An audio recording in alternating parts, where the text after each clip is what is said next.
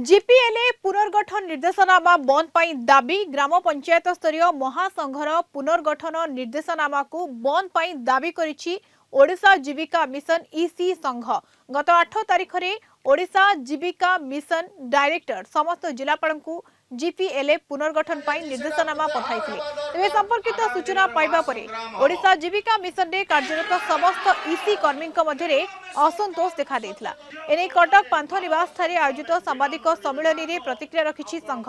महिला मानकु जीपीएलएफ ईसी भाबे कार्य करिवार समय सीमा नूतन निर्देशनामा रे वृद्धि करबा सहित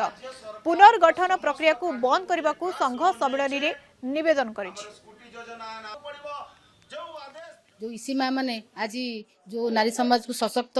जो प्रत्येक ग्राम पंचायत रे जो माँ मैंने आज सशक्त होती केवल इसी माँ मान से इसी मान समस्या आज देखा सरकार आसचंदी सरकार गोटे गाइडलाइन देइचंती जे इसी मान को परिवर्तन करा जिवो सेटा को आमे गोटे स्कूटर योजना सामिल अच्छु इसी माँ के ग्रास रूट रे समस्त कार्यक्रम करुवा बेले वर्तमान से रिहचर ना परिवर्तन करने की चाहूँगी सेटा को आम दृढ़ विरोध करचु जे पर्यंत आम स्कूटर योजना आम जारी रहीचु बा माँ मान सम्मान उपर आँच आसो से आम दृढ़ विरोध करचु सरकार को निवेदन करचु सरकार तुरंत ये लेटर टी प्रत्याहार करूँ ना आगामी दिन में आंदोलन जारी रखू